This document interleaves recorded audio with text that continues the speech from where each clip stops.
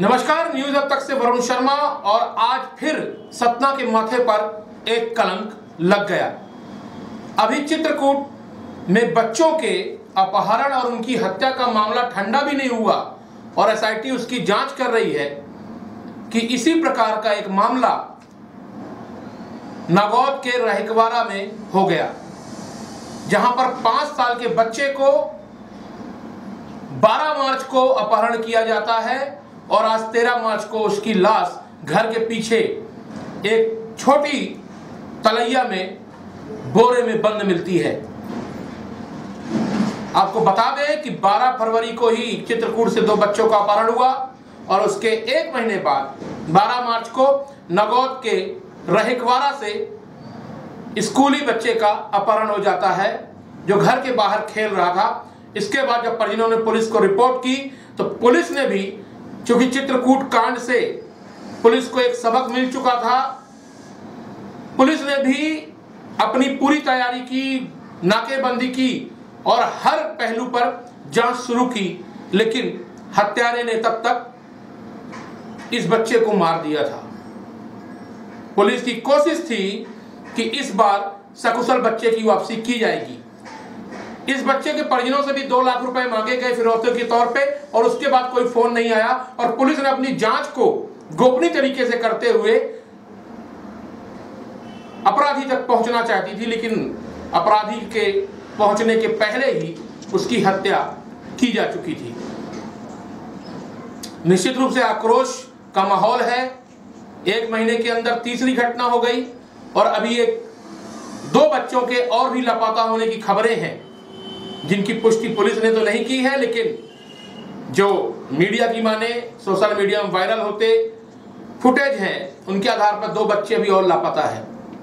कहीं न कहीं अपराधियों के लिए एक सरल तरीका हो गया है बच्चों का अपहरण करके अपनी बात को मनवाना। सुनिए पूरे रहकवारा कांड पर डीआईजी अविनाश शर्मा क्या कहते हैं।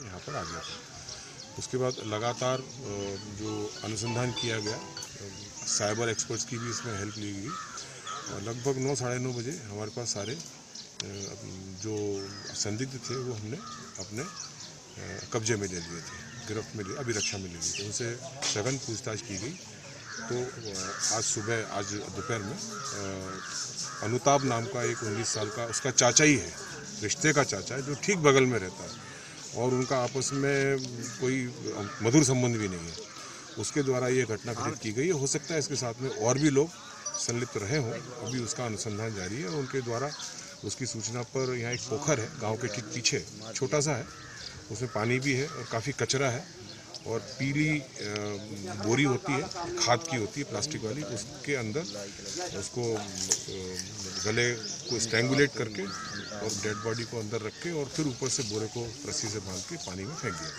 जी। उसी की निशानदेही पर, अनुताप की निशानदेही पर ये डेड बॉडी रिकवर हुई है और अग्रिम अनुसंधान भी किया जाएगा। मैंने आपको बताया कि 4 साढ़े 4 बजे के लगभग ये घटना कर दी है। घटना घटित करने के बाद उन्होंने 5:12 पे पहला फ़ोन किया, एक ही फ़ोन किया है कि 2 लाख रुपए की व्यवस्था करना और उसके बाद ये 2 घंटे तक ढूंढते रहे। 7:15 साढ़े 7 के आसपास उन्होंने थाना नागौद में आकर के सूचना दी है और पुलिस तत्काल घटनास्थल पर आकर अनुसंधान प्रारंभ कर दिया। तो देखा आपने, डीआईजी अविनाश शर्मा ने बताया कि रिश्ते के लोगों ने ही इस घटना को अंजाम दिया है। घटना को अंजाम देने में पड़ोस में रहने वाला अनुताप प्रजापति मुख्य आरोपी है, जो रिश्ते में बच्चे का चाचा लगता है और इसी की निशानदेही पर पुलिस ने मौके से लाश बरामद की है। हालांकि इस घटना के बाद भी पुलिसिया कार्रवाइयों पर सवालिया निशान खड़े हो गए हैं और एक आक्रोश भी लोगों में पनपता जा रहा है कानून व्यवस्था के प्रति। हालांकि एसपी संतोष सिंह गौर ने कहा है कि ये पारिवारिक मामला था और परिवार के लोगों ने ही घटना को अंजाम दे दिया, पुलिस को इतना समय ही नहीं मिला कि बच्चा सकुशल वापस लाया जा सके।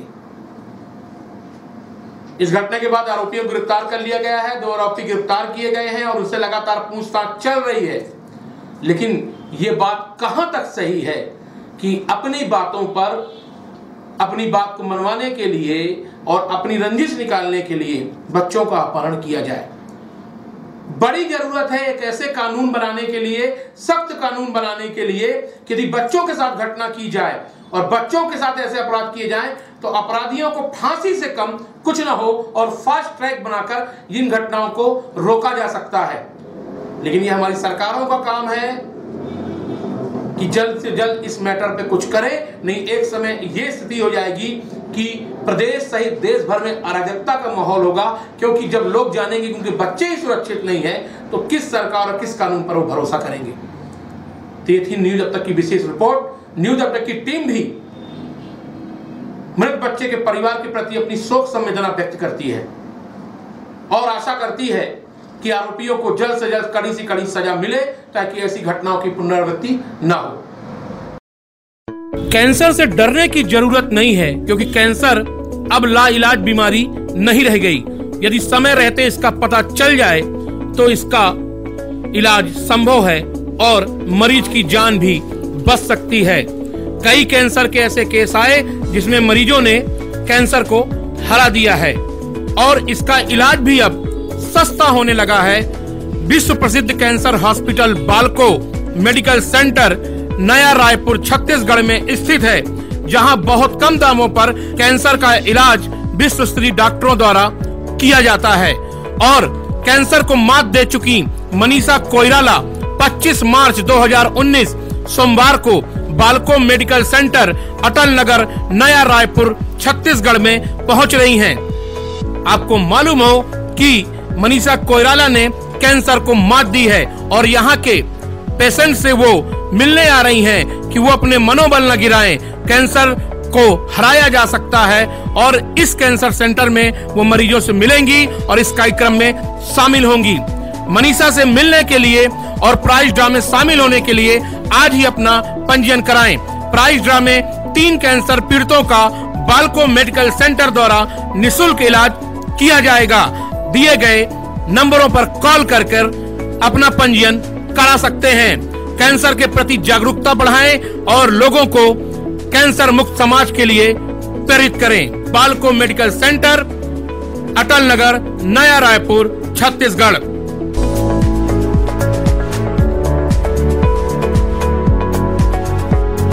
न्यूज अब तक को लाइक कीजिए,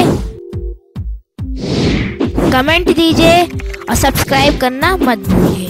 न्यूज अब तक, आपकी बात हमारे साथ।